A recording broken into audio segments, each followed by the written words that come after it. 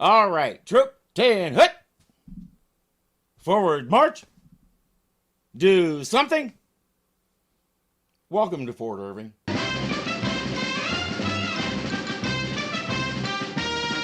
Captain Parmenter has finished the new duty roster and he's on his way to the bulletin board to post it.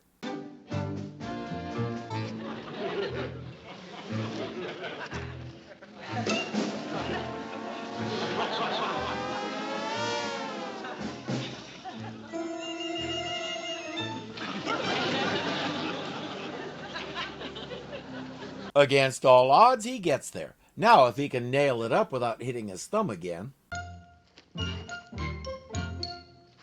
Oh.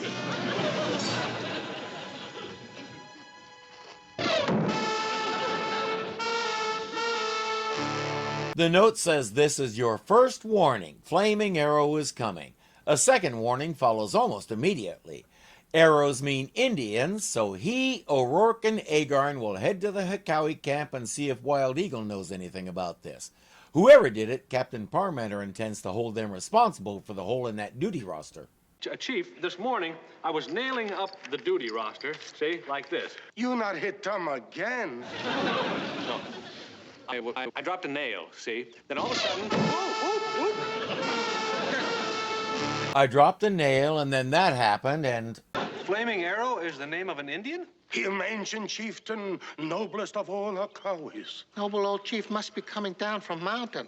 Been on mountain 50 years. Last time he come down from mountain, him start big fight between palefaces and Indians. So what's he want this time? I think we're about to find out. Gee, I love a parade. The tramping of feet, I love every beat I hear of the drum. I wonder if you could make a song out of that. Nah. Not need help. Greetings, O ancient warrior. Brotherhood of Hekawis make you welcome. Never mind claptrap.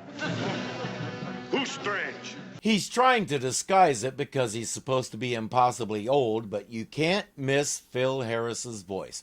If you watched a Disney animated feature in the 70s or 80s, you probably heard him. Among other things, he was the voice of Baloo in The Jungle Book. His voiceover work is legendary, but he didn't start voice acting until the 60s. Before that, he was a band leader. He had his own band that recorded a lot of swing music, and he was right up there with Benny Goodman, Glenn Miller, you name it. In the radio days, he provided the music for several shows, and when television appeared and musical variety shows came on the scene, he played for most of them. He even had a #1 hit in 1950 with one of my favorite novelty songs of all time, The Thing. Here's a snippet.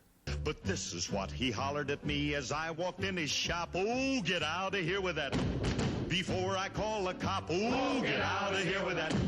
Before I call a cop. There's a link to the whole song in the description. He continued leading a band in Vegas through the 70s and 80s while he was doing the voice work and died in 1995 at the age of 91.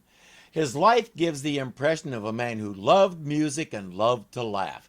He wasn't above doing something completely goofy, which is probably why it shouldn't be surprising that he's playing a somewhat offbeat character today. 47 years old? That's amazing. You don't look a day over 120.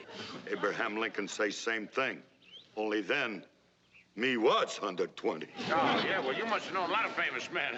You don't think me famous? Me blood brother to George Washington. He knew them all, which is pretty remarkable considering they're at least 2,000 miles from the East Coast where all those guys were. George, good paleface. Me trust him. Say, did you know Benjamin Franklin, too? Silly Ben. Wear funny glasses, make stupid remark. Fly paper in sky. Yeah, that's silly Ben, all right. How about James Madison? Me visit President Madison and wife. Wife say hello, Flaming Arrow. Me say hello, Dolly. It's low-hanging fruit, but it still tastes good. As the soldiers take their leave, they're reflecting on how well that went. Flaming Arrow seems to be a decent guy. Kill! Why you kill palefaces? They not do anything. You not do anything either. You not make war on palefaces. You not set fire to settlement. You not add scalp to collection. And tell me, Chicken Heart, when you had last good massacre. Of course, us older guys can be somewhat unpredictable. Wild Eagle wants to know why they should do this. They're at peace and doing all right. Well, he's determined to get his land back. Okay, where is it? We can discuss this and come up with something. What do you say, Flaming Arrow? Let's smoke the peace pipe.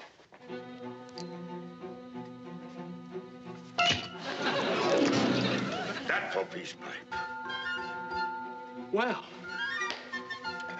two can play at that game.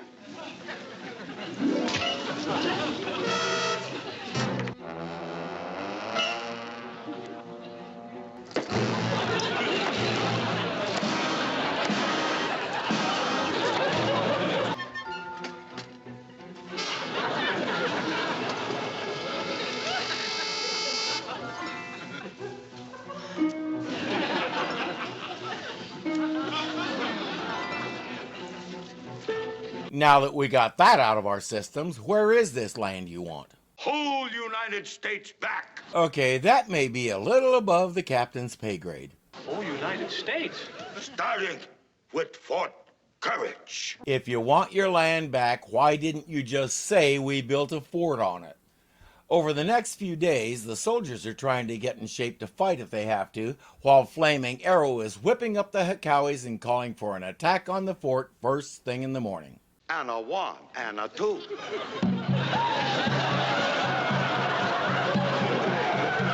Needs more cowbell. Next morning, Jane reports that the telegraph wires have been cut. They can't call for reinforcements.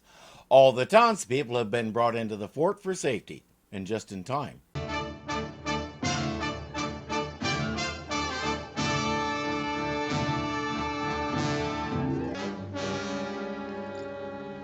So far, so good. Siege going fine. The last time he tried an all-out frontal attack, he lost badly. This time he'll starve them out, and when they're too weak to fight, he'll go in and finish them off. I tell you, we're in rough shape, sir. Men are gonna fall apart if they don't get some food pretty soon. Even Duddleson's losing weight. This morning he was standing next to the flagpole and Vanderbilt tried to run Old Glory up him. With the right light, Vanderbilt would try to run Old Glory up his horse. The siege is working. The men are getting weaker by the day. But O'Rourke has an idea.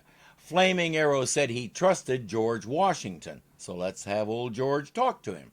The fact that he's been dead since 1799 might present a challenge, but not an insurmountable one. Flaming Arrow! Flaming Arrow!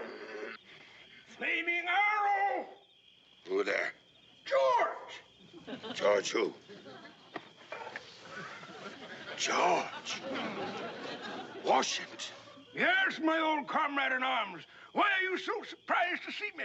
So far, he's buying it. Old George is stuffing his face with that fruit. Why are you so hungry? I'm breaking in a new set of false teeth. Why don't we go outside where we can talk better? No, we talk more better here. It's too warm here. Ever since Valiant Forge, I'm used to the cold. You forgot muffler again? Please, if I want to be nagged, I can always go home to Martha. Fair point. They wander out of the camp talking about old times.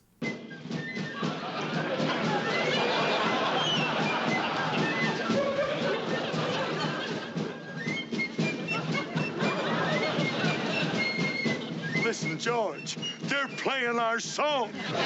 You realize the Spirit of 76 is a painting by Archibald Willard and not a real event? In fact, the model for the guy in the middle was Willard's dad, and he painted the whole thing in 1876, which would be last year for you guys, to celebrate the country's centennial. And at its first showing, it got lousy reviews and wound up in a closet for several years. I'm going to guess the answer is no. Flaming Arrow doesn't know any of that stuff. He and George will start following them.